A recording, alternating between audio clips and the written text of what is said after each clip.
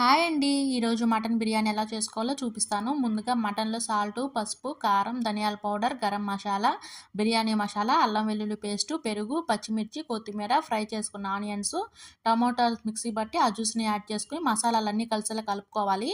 ఇప్పుడు మరో కడాయిలో ఆయిల్ హీట్ చేసుకుని బిర్యానీ మసాలా దినుసులు వేసుకుని ఫ్రై అయ్యాక మనం ముందుగా ప్రిపేర్ చేసుకున్న మటన్ వేసి ఉడికించుకోవాలి. మరో పక్క రైస్ వాష్ చేసి మునిగే వరకు వాటర్ వేసుకుని ఒక బిర్యానీ ఆకు, 4 లవంగాలు, చిన్న దాల్చిన చెక్క, ఒక స్పూన్ అల్లం వెల్లుల్లి పేస్ట్ వేసి కొద్దిగా ఉప్పు వేసి 70% ఉడికించుకోవాలి. 70% ఉడికించుకున్న ఈ రైస్ మటన్ పైన ఒక లేయర్లో వేసుకోవాలి. లాస్ట్లో ఆనియన్స్, గరం మసాలా, నెయ్యి, బిర్యానీ మసాలా, కొత్తిమీర వేసి 15 మినిట్స్ సిమ్లో మూత పెట్టి ఉడికించుకోవాలి. అంతే, బిర్యానీ రెడీ అవుతుంది. మీకు డీటెయిల్గా రెసిపీ కావాలంటే మన ఛానల్లో అప్లోడ్ చేశాను, చూసి ట్రై చేయండి. చాలా టేస్టీగా ఉంటుంది ఈ బిర్యానీ. మీకు కానీ ఈ వీడియో కానీ నచ్చితే ప్లీజ్ లైక్ చేయండి, షేర్ చేయండి, సబ్స్క్రైబ్ చేసుకొని సపోర్ట్ చేయండి. Thank you.